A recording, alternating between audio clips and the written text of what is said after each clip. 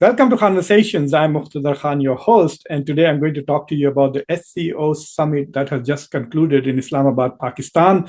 SCO is an important organization which began essentially with China and Central Asian republics. Russia is also part of it. It has 10 members that includes Central Asian republics, Kazakhstan, Kyrgyzstan, Tajikistan, Uzbekistan. It also includes Russia and China, India and Pakistan, and now Belarus and Iran have also become part of SCO.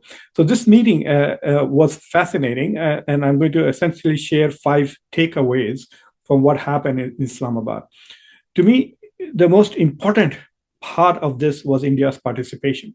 But before I dive into the details of what these 5 takeaways are from the SCO summit in Islamabad, don't forget to subscribe to Khanversations, like this video, press the bell icon, and also share this with your network afterwards. And do consider joining and becoming a member of Khanversations if you would like to support their channel.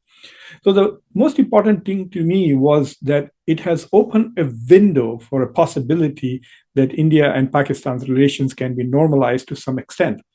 So the first thing is the very fact that India participated, but you could say that it had commitment to SCO, so India would participate. And so Dr. Jaishankar went to Pakistan.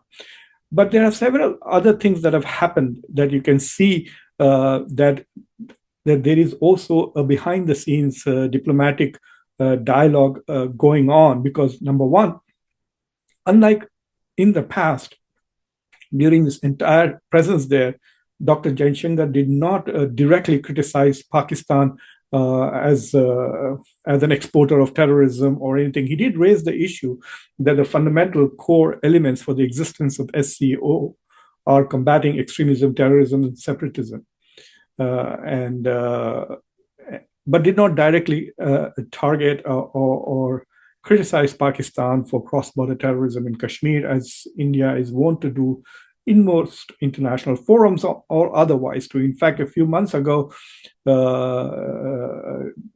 Jaishankar had referred to Pakistan as the epicenter of terrorism and so on and so forth. In fact, if you recall the SCO meeting in India, these accusations of cross-border terrorism were right up there, up front at the SCO summit, foreign ministers meeting.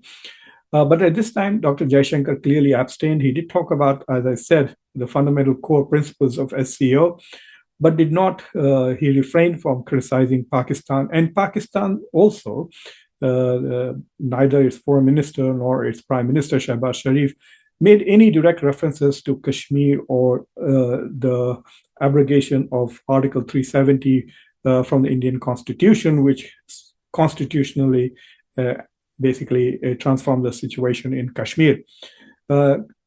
Pakistan usually leads with Kashmir when in international forums, and I often joke that they have only one speech which they have not revised in decades, and that's the standard speech they give about Kashmir in every international forum. But in this particular summit, Pakistan did not raise that issue. It has been noticed, discussed in the media, and there have been no indications that this was deliberate and with the intention of trying to improve relations with India.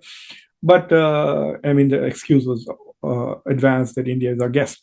But that has not prevented Pakistan in the past from raising the issue consistently.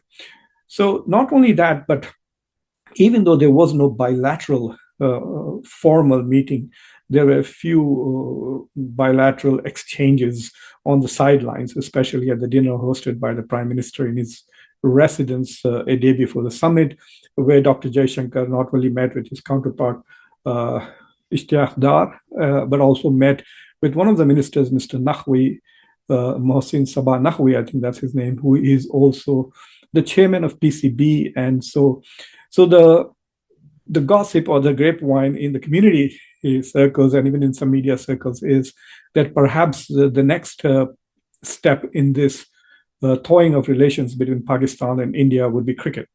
As you all know, that Pakistan is going to host the Champions Trophy in early 2025. And for the last few months in the cricketing circles, there's this constant discussion and debate about will India go to Pakistan and play that. If you remember, Pakistan did come and play the World Cup in India, but India did not go and play the Asia Cup in Pakistan. And so the question was, would India go to Pakistan and play in the Champions Trophy or not, or alternate arrangements would have to be made in third countries. But now there is an opportunity to do that. So already you could say that two baby steps have been taken by both the countries. India did not overly criticize Pakistan at this forum, and Pakistan did not raise the issues that rankle India. But there are other, I mean, this is just the beginning. This is just the beginning of dialogue.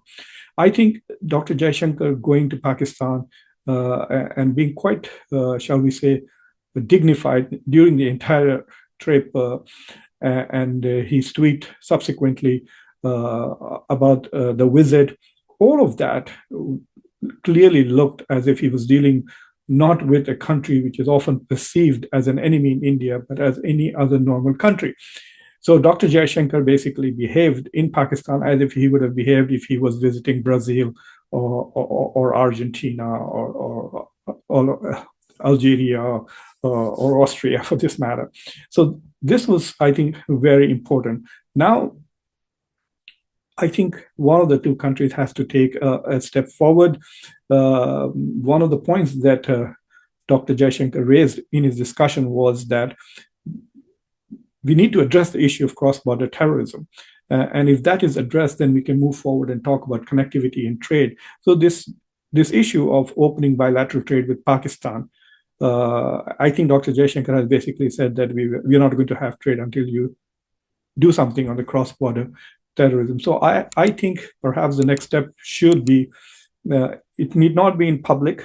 It could be some kind of cooperation on this counterterrorism efforts with India. And if certain groups in Pakistan, which India has problems with, are reined in, then perhaps I think the next major step after the cricket begins would be possibility of some kind of trade opening. And remember, it was Pakistan which ended bilateral trade relations when Imran Khan was the prime minister.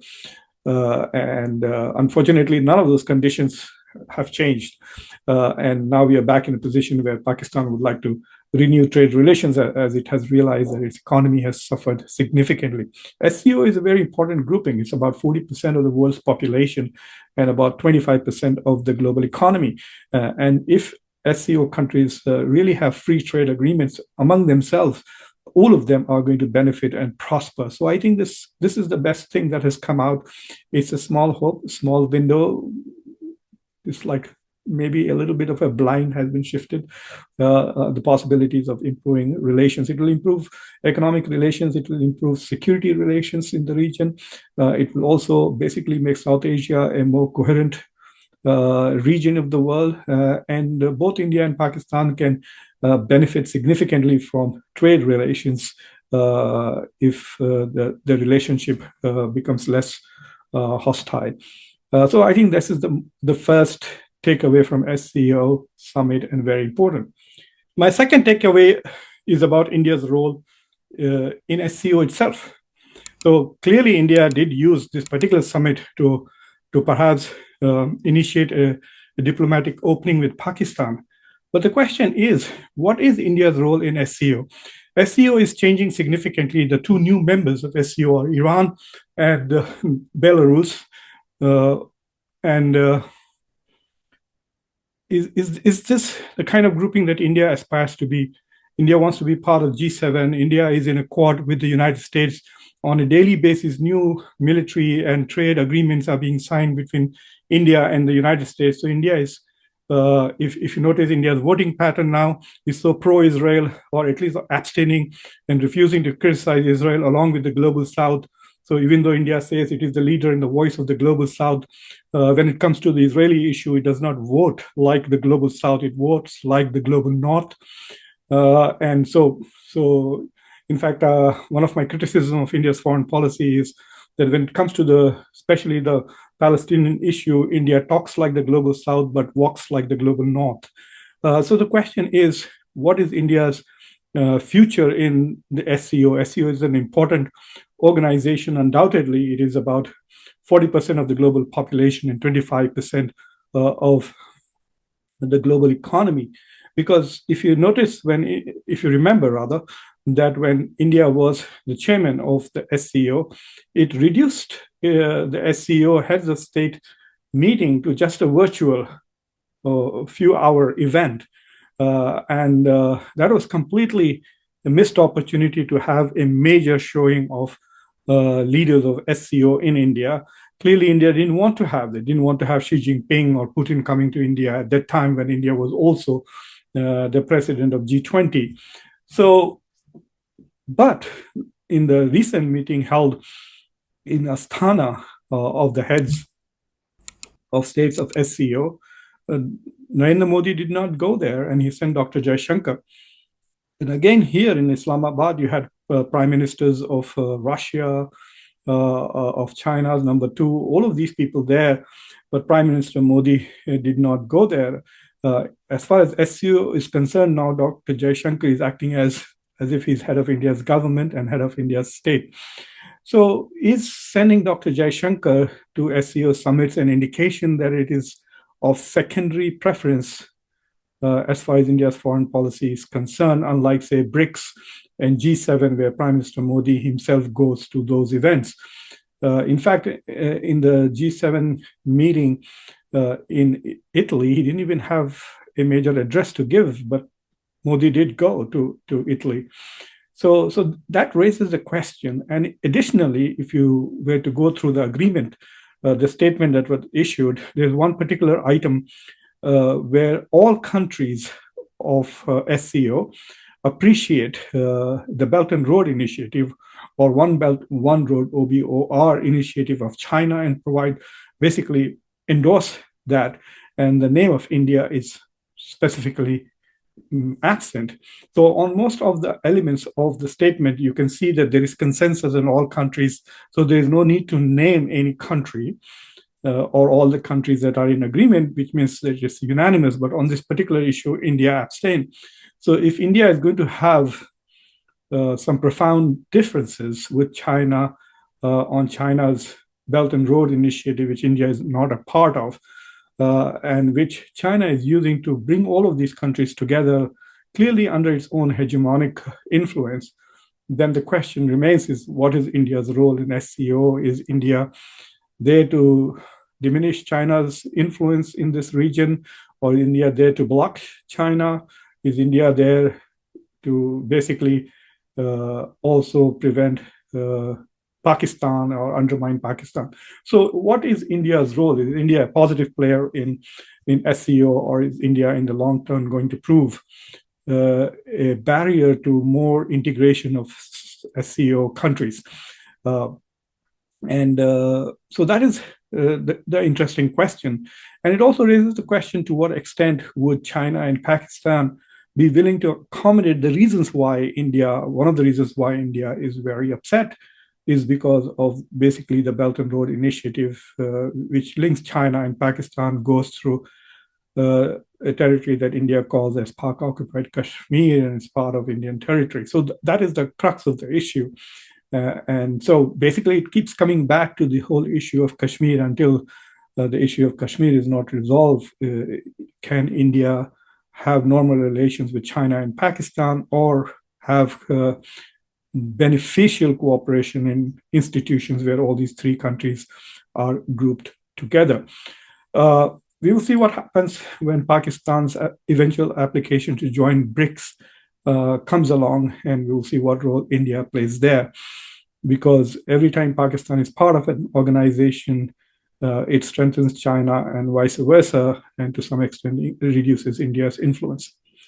My third observation is that one of the things that SCO did this time, and this was done unanimously, is to criticize two things that the West is doing at the moment. One is the sanctions that the United States government and Western countries are imposing on countries who trade with Russia, basically. So the SCO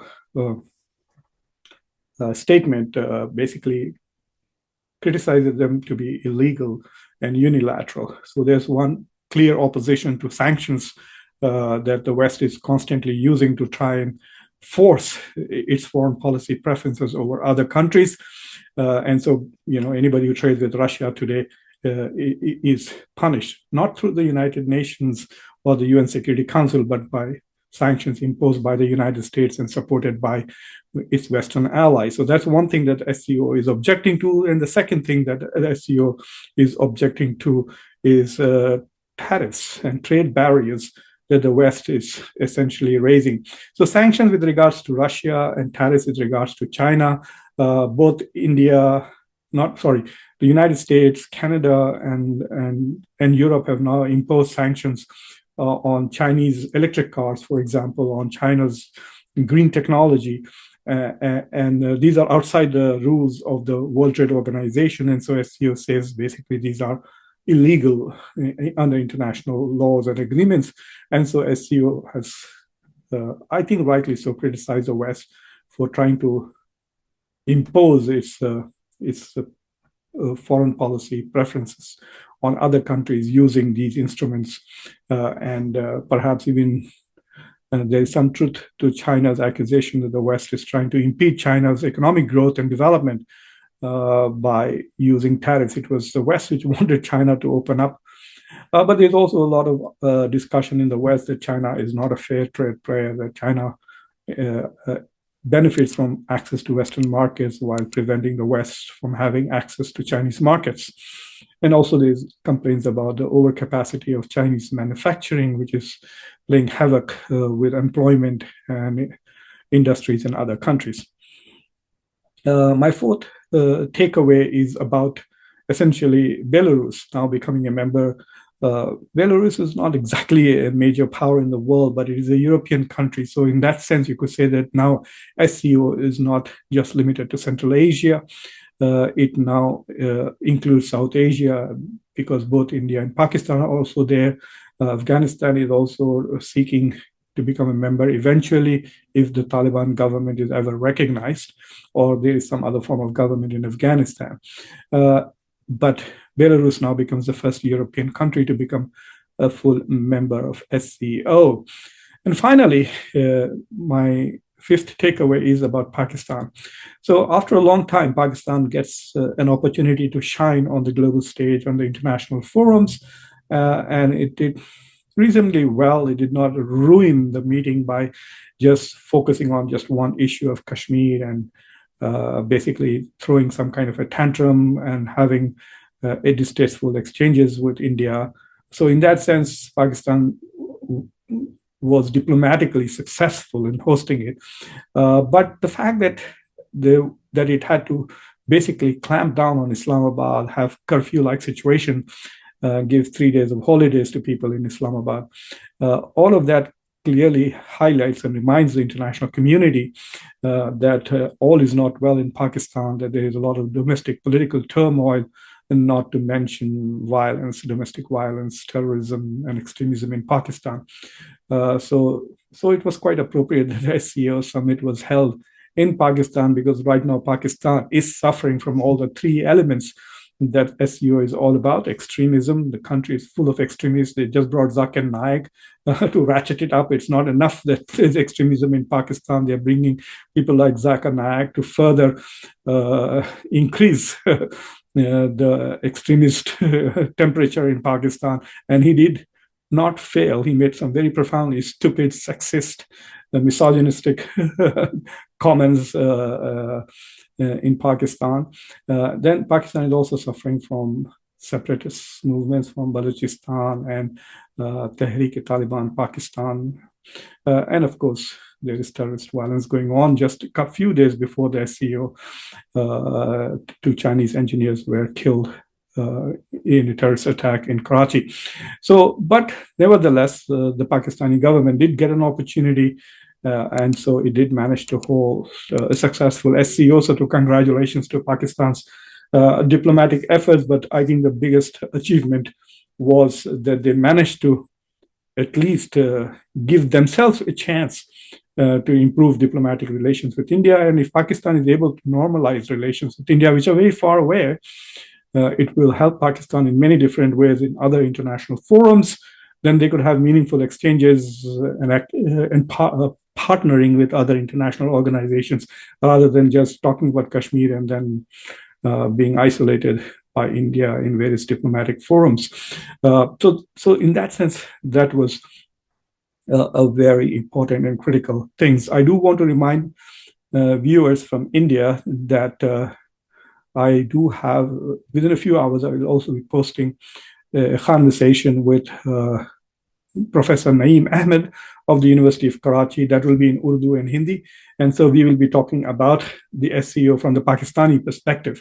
So you will get to hear the perspective of how Pakistani academics and scholars see what has happened in Islamabad at the SCO. So until next time, I'm your host, Muqtedar Khan. Don't forget to subscribe to Khanversations, like this video, press the bell icon. Do think of becoming a member by joining Khanversations. And until next time, I'm your host, Muqtedar Khan. Take care.